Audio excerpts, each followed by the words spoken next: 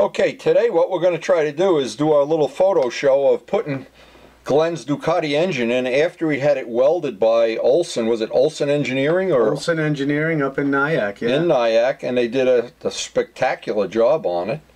So as you can see here, number one, the motor is not in the bike. And so this is going to be, it's quite a funny story. Don't think this just went back in all by itself. It is on the operating table as we speak. And I have Glenn here to verify that we both weren't taken off to a mental institution halfway through this. Not yet, anyway. Not yet. Okay, let's go.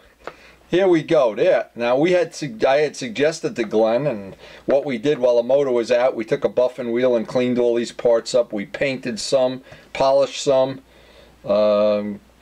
You can go to the next one and we'll see what we got here. Here's the old Ducati motor. Now it's welded. We still have the handles on it. And the handles actually worked out pretty good. Yeah. Now, when we started this, we asked Luciano to stop by and supervise. Luciano, of course, is in management. And so he came by to give us some tips and tricks. And well, there's a couple of things I just wanted to point out here. So those plugs that you see in the motor were your idea? That we use the balsa wood for. Yeah. So there's plugs in the in all the openings that something could have caused some damage if anything dropped in, and they stayed in the entire time. They're in transportation, welding, and then transportation back home. Mm. There's a couple of your girls right there. Yeah, we just took some because we had to empty out the garage to make room for this. Sure did. We had a lot going on in there. We had I don't even know if we had enough room after we pulled them out. A lot of girls at the disco that night here. Okay, so. And of course, step one on this whole thing, we had to decide.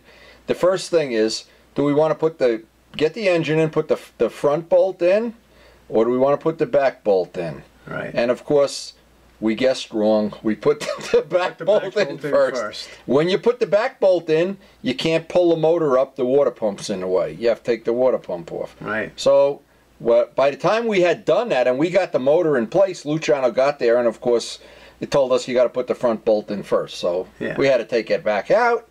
But of course, that's the fun of being a Ducati. What do they call them? Ducatistas or Ducatis? I don't know if I ever got that right myself. You'd figure after we put the motor back in, we would. You think we would know by now?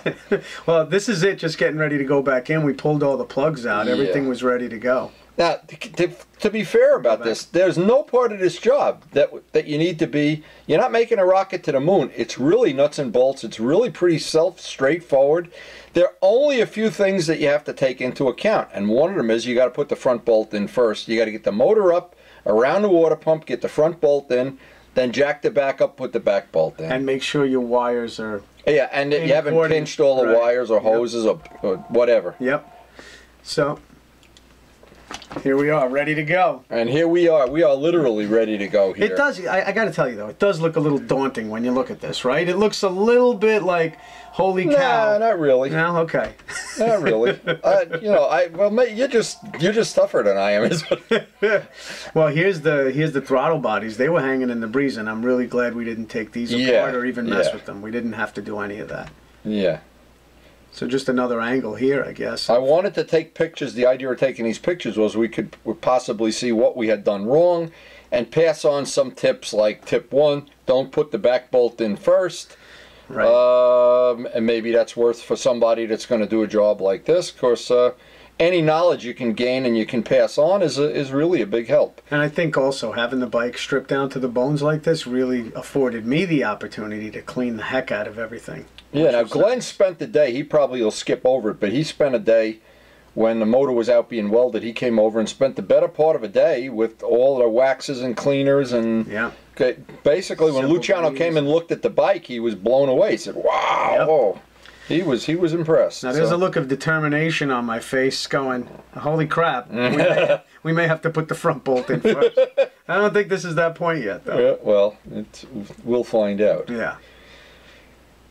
But again, it's that Luciano, when he showed up, of course he came, we were already doing it, working on it for a while, and he was right that you had to put the front bolt in first. Of course, he cheats. He knows what he's doing. It's cheating. He's done it before. Yeah, exactly. Let's see him fly an airplane, you know? Then I'll cheat. Yeah. Okay. So here you are. Anyway, here's the whole thing. We had used some zip ties to hold parts away. Again, once you get the front bolt in, it's pretty much muscles. And then the other thing is getting the bolt in the swing arm, because the swing arm on a Ducati, I guess on all Ducatis, it hooks to the motor.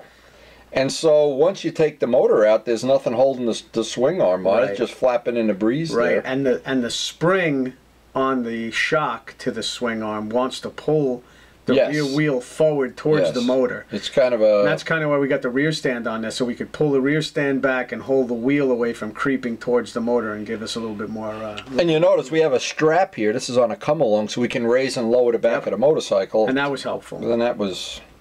well, of some value. I don't know why. So here's where I'm puzzled, and I'm saying, Luch, I think we blew it. We put the back bolt in first.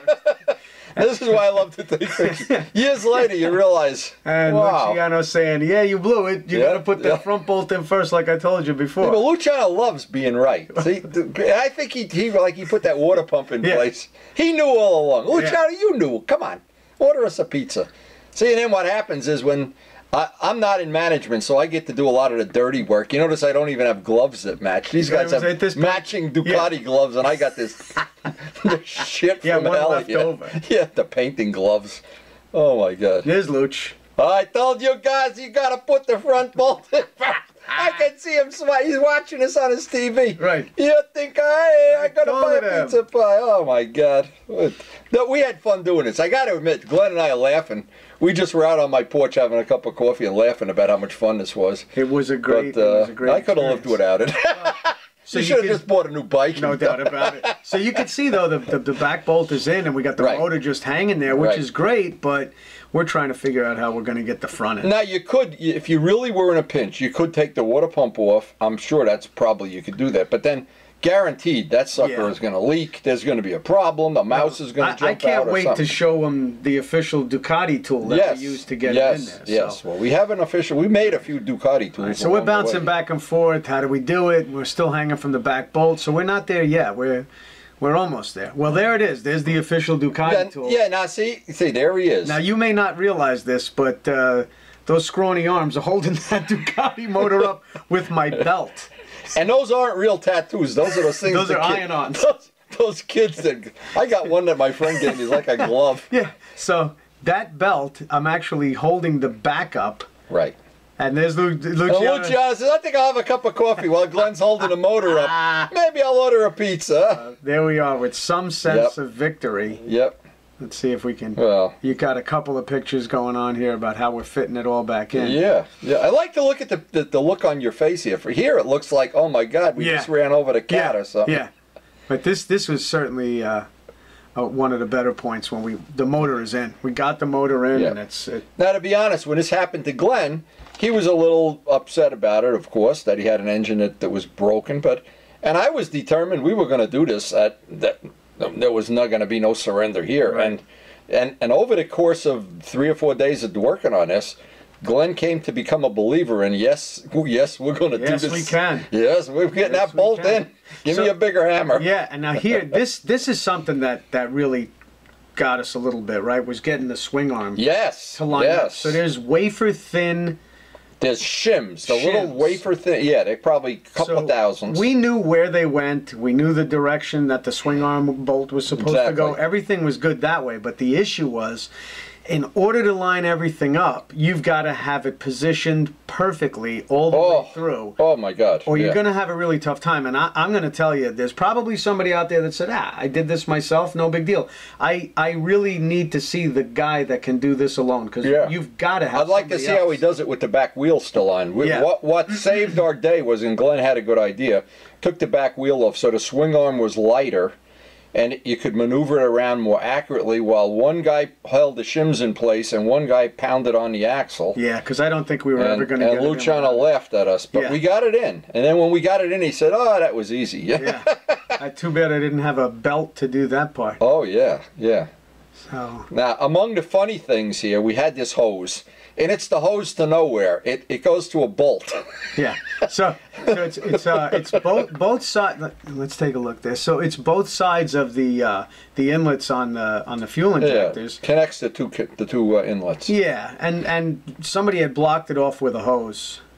Well, there's Luciano. Luciano says, I've had it with you. You guys. amateurs.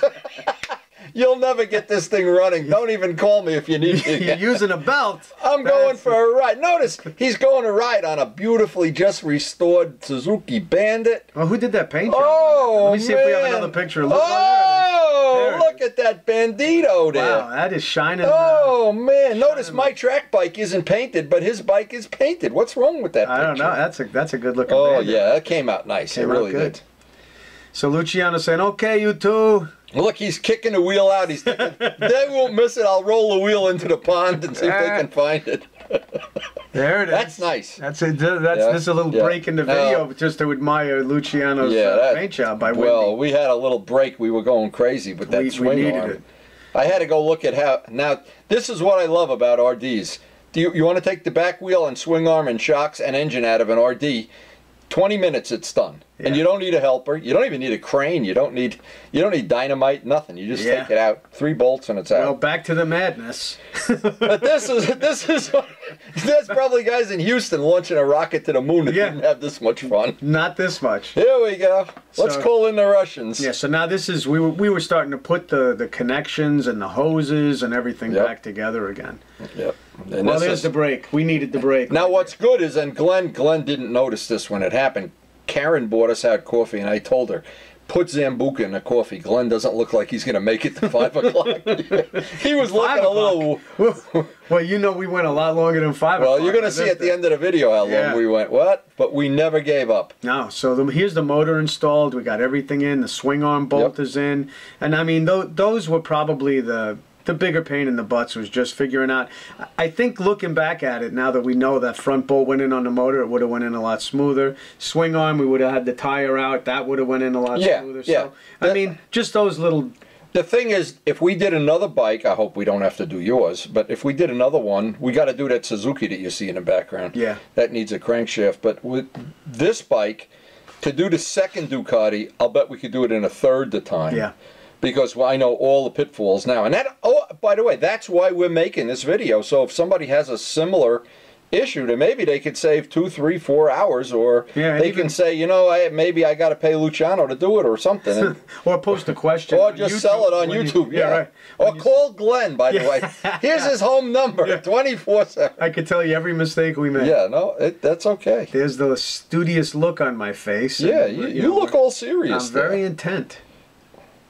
Here's our professional box of tools. Yes. When all else fails, grab the hammer. Now, at the end of this thing, you don't see it on the video. At the end of this, I purposely sorted out the tools and made a pegboard with all tools on it, because Glenn was complaining he couldn't find this, couldn't find his underwear, couldn't find his socks.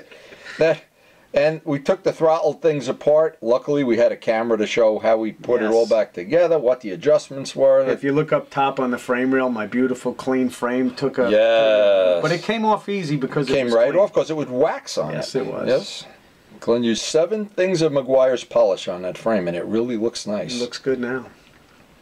Here's a little glimpse of you showing us how it fits back in there. Yeah. Again, nothing rocket science. No. A lot of the connectors... To Ducati's credit, a lot of the connectors were really nice that they only went one way. Kind of self-explanatory, unlike some Japanese bikes that I've worked on, where every connector looks exactly the same and the wires get frayed, and that was not a real part of the job. Well, this is only a 15-year-old bike. Yeah. When it's 40, that might not be true. All the rubber rots away and everything. And the colors. Yeah. Okay, so getting the chain back on and the back wheel, and Glenn's had that wheel off so many times, and he still forgot to put the spacer in. So that blew his credibility. Yeah, there you go. Oh man. And we didn't talk about this. Yeah. So you talk about it. Well, when we were putting the front sprocket back on, the top bolt that you see right there, the head snapped off the bolt. Yep. Now, while that may have been a tragedy on a brand new sprocket, you may not be able to see it because it's so dirty, but that sprocket, chain, and rear sprocket are brand new. We put those in a couple of months ago. Wendy took the sprocket off, No, that's me going, you got to be kidding me. Yeah, he was real. Look at his face. You got to be Look kidding. at that face. Another cat. He ran 2 cats over that thing. There's no more cats left in the neighborhood. So there it is. And there's the broken bolt. There's a picture of the broken bolt inside. Wow, I need a manicure. I got to go for a pedicure here. I'm going to get you one. Okay. So I showed Glenn the old trick from, of course, I used to be a partner in a machine shop of getting that bolt out with a screwdriver. Boy, it literally, we took it off the bike. We slid it off because there was no tension on it. Slid it with a Dremel tool. You slid it with the Dremel tool, stuck a screwdriver in it, and twisted it right out. Came right out. Just like that. And the next thing you know, it pulled out. I wanted to take a picture of it because you were for anybody impressed, well, I'll be honest with you, for anybody that breaks a bolt, the first thing I'm grabbing is the easy out because I'm hoping I can get it. And I've boogered up the outside of it with the easy out because it was so big and the hole is too small. And sometimes you booger up the threads. So listen, that cut that you see up in the top you just make a cut with a Dremel tool and take. And has no real effect on the. What happens when you do that? Typical machine shop stuff. What happens is you heat the bolt more than the part around it. And it disturbs that if there's Loctite on it or whatever froze in there. Right. And usually it comes right out. Usually I wouldn't want to bet that it's all going to come out. Right, but that one did. So here's Glenn cleaning up some of the other parts, and we got a gallon of kerosene going here. And yeah, I can't speak enough about how important it is, I think, when you're doing jobs like this. And this is what you're not going to get when you drop your bike off at a shop, right? Right, exactly what you don't get. You're not going to get guys that are taking your parts over to a parts washer and washing your stuff out for you. They're in the business of making money, getting you in and getting you out. Whereas us, everything that we took apart... Everything's a total loss. Everything was a loss. We're broke as it is. We had no money to start with, now we're in debt.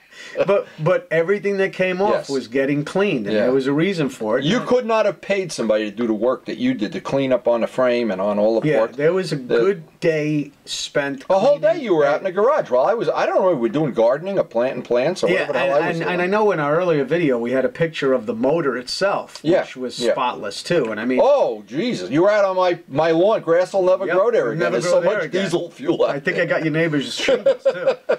But yeah, so this is after we got the sprocket put back in, we buttoned it up and the sprocket cover is in place. That'll be painted black over the winter, I can assure you folks, over at Winty's Painting and Sundries. Yep. Look at the face. I never noticed the face.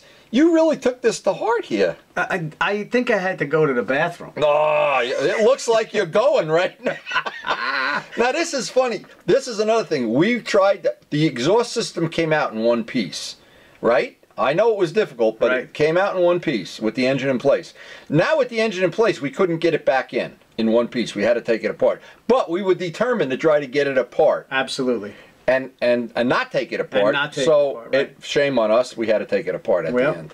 So here's my suggestion: if you got an S24 or 2 ST or whatever the hell this is, ST2, to take the damn thing apart. Yeah, any of the STs, take it apart. So this is us. Oh yeah. Also, remember the bolt on the kickstand, right? Right. The kickstand. Right. So we had the actual bolt, but it wouldn't go through the threads somewhere. Now, again, the bike is 15 years old. We don't know the full history of the motorcycle. So somewhere along the line, somebody had a bolt in there, and they had boogered up the threads on the inside. They did something, yeah. And we couldn't get the bolt to fit all the way back through, but we cleaned it out and we did what we needed to do, and the bolt is back in. I think we had to shorten one bolt. Yeah. A couple, 4 or 5 threads or something. But I don't know if maybe the guy had washers on it or something. But again, you don't know the history of the bike. Here's where it starts getting fun, because now you know the engine's in, the wheel's on, everything. And Glenn is already starting to say, I want to start it. I want to start it. Can I start it? Can we put the gas tank on? We own getting ants in his pants. Right. And these are all just redundant photos of putting all these. Yeah, we got the battery box that went back in. And this stuff went no problem. The little battery, the lithium-ion battery. So I bought a Shirai battery. The battery was old, and the chambers for the battery acid were really all uneven and pretty chewed up. We bought a Shirai. Windy measured out. It looks like me, unless you got some tattoos. But we measured some parts out to see exactly the kind of bracket we were going to need. You made a bracket for it, cleaned it up nice. It fit in perfect, and it's holding like it was meant to be there. And then we put the fairing on and never hooked up the battery. Right. So, that was fun. we knew that there was a fuse blown on the charger wire, right? But we put the fairing on afterwards. That's another story. But here we are putting in the... this is the best part of the whole story. Glenn, I'll tell it because he'll be embarrassed. He goes out and buys that ice stuff that's supposed to be better than antifreeze, and never looks to see the quantity. Thinks it's a gallon, but it really was a half a gallon. So he only wound up putting in like 3/4 of a half a gallon. Well, geez, $22 for a half a gallon. I figured they gave me the whole goddamn gallon. You should fill it with money. I mean, just put $10 bills in there. Holy shit. Yeah. But anyway, that's another part of another story that's coming after this. So we did... Funny part. The funny part, it's really a good story, but we only have a few minutes left here. Well, this is everything getting tidied up. So, I mean... Yeah, this is just redundant stuff. Yeah. But, so here we go, and putting all the bolts and hoses. See who needs a pedicure here and everything. Who's got... Well, this is us now. We're eliminating the parts as we go backward, right? Because we put them on. Backward. As we took them off, the first parts went to the back. And the mufflers go right on. It's that head pipe. Here we are. This head pipe was a pain in the butt. And we were determined we were not going to have to break it apart and lose. Yeah, we did. Well, but then management showed up with my grandson. Don't worry, I'll help you. So there went another hour into the job. How am I going to work on my bike when I got this kid? Yeah, he's so much fun. Oh, I'll help you, Grandpa Windy. Don't worry. Well, we go from here to here. Yeah, nuts to nuts. Yeah, so. This was a bit of a chore. Was getting the exhaust lined up and getting it in place. And we had the things. These little split things were backwards. Where once we put them on the straight way, it went right in. But it was no problem. So that was that. Here comes the nemesis for anyone who's taking a motor out of a Ducati ST2. Yep. This airbox gave us probably as much trouble as the motor going back in.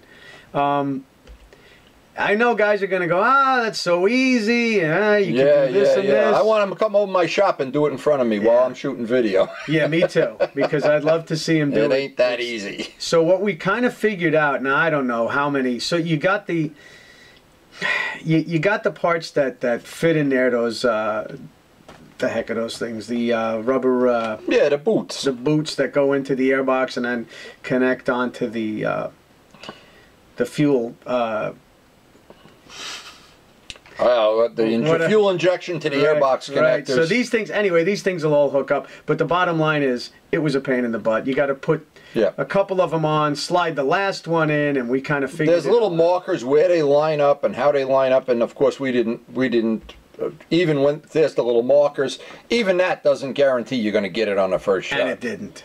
And you got to really play, and oh my God. You can only put a couple of them in and leave one loose, and the last one you actually have to put in from the top of the box. So and here's Danny. Danny was over here helping us this night. Danny did come by to get a hand, and he also got his clip-on fixed by Wendy, which was nice. We made him a clip-on while he was here's the box in place. Yep. Now Glenn is taking full credit for it. We may be taking it back out. I'm not sure. We took it on and off about 4 times before we got it to line up. We got the air filter going in. Got it, and of course it's dark now. Karen is already saying, "Don't you guys ever want to eat?" Well, I think so. There's the old and the new. This was midnight, wasn't it? It was late. It was late. 10 we o'clock, finished up at about 10 o'clock at night. Yeah, but we were determined. I mean, Glenn is a tough guy. You know, we had a long. Yeah, we're in a garage. I finally am smiling in that picture right there because that's us saying, we got it. Yeah. We're cleaning up. Yeah, we're cleaning up. Danny's helped clean up here. And we sprayed everything down. We cleaned up Wendy's workshop, and there it is. And there it is. And we worked, and my neighbors are looking out the window and going, what a bunch of assholes. Well, I mean, we weren't going to start it up at 10 o'clock at night, but we certainly could have started it up. We were good to go right there. That's us. And now putting the final screws in and putting all the little gas tank on and all the hoses and everything else, the fuel gauge, hooking everything up. I mean, this was. Look at a smile on this guy. I'm happy. This is a post. I had to go to the bathroom, look on his face or whatever. That's really great. This is like wow. But he is now the authority. If you have any question, have one of these Ducatis. And you want to pull the engine out in 15 minutes, just call Glenn. He'll help you right through it. No problem at all. I'm not sure if that was the last one or no, we got a couple of more. So, yeah, this is us. And Danny was, well, I don't remember why we had the what we were doing with the tank on and off. Oh, you wanted to start it. We wanted to start it, but it was too late. But we don't want to start with our neighbors. But we didn't want to leave the gas tank out any longer than we needed to, right? Because it's got fuel in it, and you know, of course, a fuel tank it's always posing problems. It's better to have it on the bike and connected than it is to just have it laying around plugged up. Somebody could kick it, bang it. Yeah, but this is Danny. He's saying, "Wow, that was something else." It certainly took a long time, but yeah, we were absolutely well. That is the last shot. From the beginning to the end, I would say, no matter what amount of time we spent on this, everybody that including Luciano, we all learned something. We all learned from each other. We all shared the adventure, and it's a great adventure because somewhere down the road we're going to get some nice video of Glenn riding a bike. Now, there's one quick story. He took it out for a test ride, and I said, as he was leaving that day, Luciano took his bike out for a test ride, and it overheated. One of the bikes he had never ridden before of his fleet. So what happened, I said, let's call Luciano and say, you took out the bike, and it overheated.